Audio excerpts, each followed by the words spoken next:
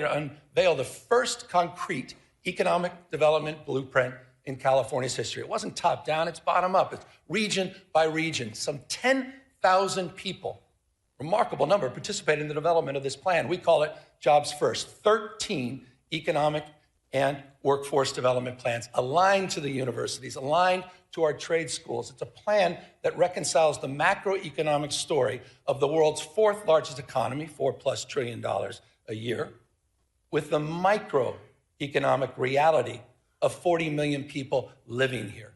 It's an economic plan that's nourishing. It's an economic plan that's family supporting.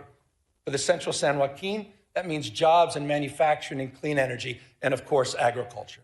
For the Redwood region, it's jobs in tourism and health and forestry and fisheries. For San Diego and Imperial counties, new jobs in high tech, biotech, advanced manufacturing and hospitality. For the Central Coast, new jobs in aerospace, defense, semiconductors, quantum, and ag tech.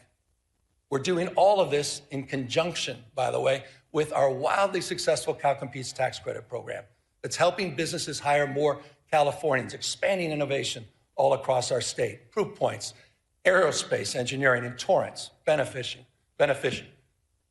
hydrogen fuel cell manufacturing in Lancaster, fusion R&D in San Leandro. And in Kern County, this is interesting, in Kern County, Mojave, it's the first steel mill built in California in half a century. That's interesting. By the way, and I'm going to get to the budget in a second, but this is a little bit of a preview. By the way, I'll be requesting all of you, with your indulgence, in tomorrow's budget, that we reauthorize. I'll be asking that you reauthorize our tax credit program for an additional 5 years. It is working. You know what else is working? Speaking of tax credits, ever since that first moving image was taken of a horse, some of you may recall this, a horse named Sally in Palo Alto, to the early silent film studios in Fremont in Los Angeles, Hollywood has been one of California's, been perhaps the most California of industries. And that's why we're proud we worked together last year to double down on our film and tax credit programs. And not only keep our iconic industry here, but all the unionized camera operators, stunt performers, wardrobe, and set designers. It's a point of pride, and that program is working and producing real results because of your leadership. But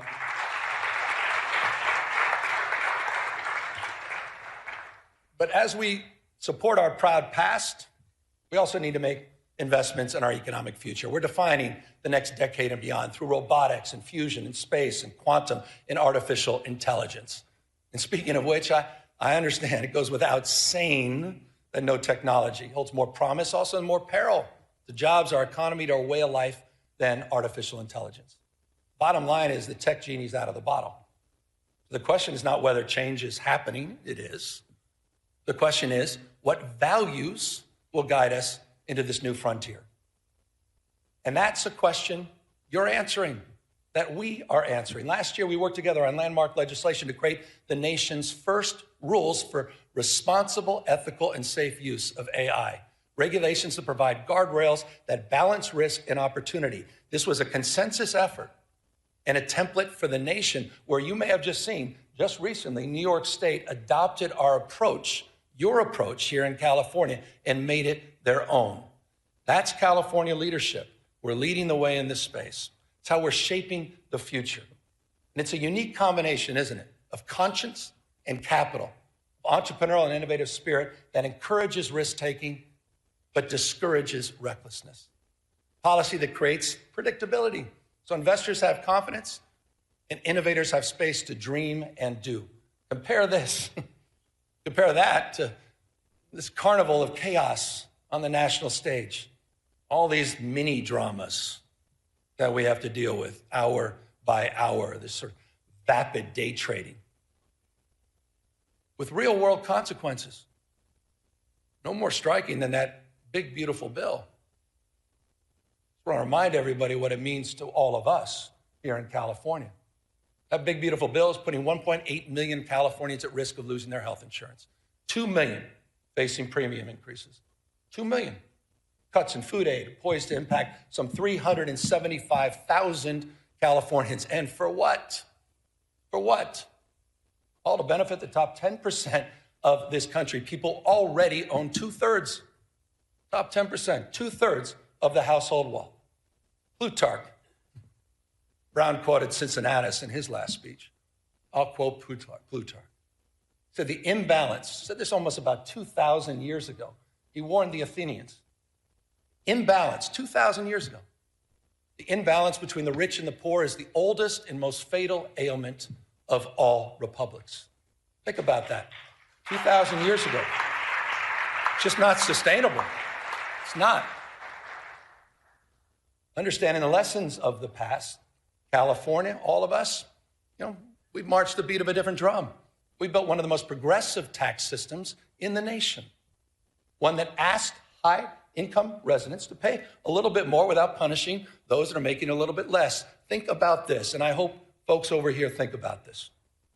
There are 11 states in the United States of America that tax their middle wage earners more than the state of California. There are 16 states in the United States of America that tax their low wage earners more than California taxes its high wage earners. So the question to all of you, who are the high tax states? Just consider Texas. Just consider Florida, the two most regressive tax states in America. They're hammering their low-income earners. They're hammering them more than their wealthiest. Who are the high tax states? California stands for fairness. And by the way, it's not just in our tax code and our tax policy in more ways than one. And that's why I was proud. I was proud to work with all of you last year, proud to work with the legislature to raise the minimum wage for fast food workers in this state to $20 an hour. And also, that's a point of pride. And how about those healthcare workers? The highest minimum wage in the United States of America, working with you at $25 an hour. But there's some of you probably thinking, oh, well, that's just too bad. We should be like Alabama, maybe South Carolina, maybe like Tennessee. 20 states now across this country that keep their minimum wage at $7.25 an hour. Come on. Hasn't been raised in nearly 2 decades, the federal minimum wage. Try to pay rent, try to raise a family, try to pay for an education on $7.25 an hour. Comes down to a simple question, doesn't it? Who do you stand for? Who do you stand for? Do you stand for the rich and the powerful, the most well-connected? Or do you stand for bus drivers and janitors? Do you stand there with special education teachers that are working overtime to support and raise their families? Who do you stand for? Who do you represent? It's reflected in our values. I mean it. We have to answer that question. The good news is you're answering that question. Point of pride.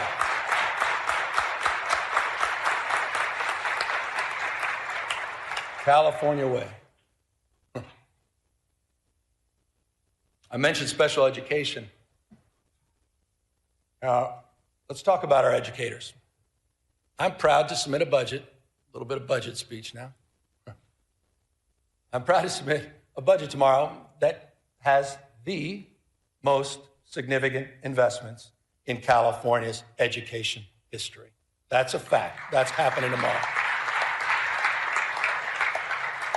But this may interest some folks, what I'm about to say. It will be a general fund budget of $248.3 billion. But this is interesting.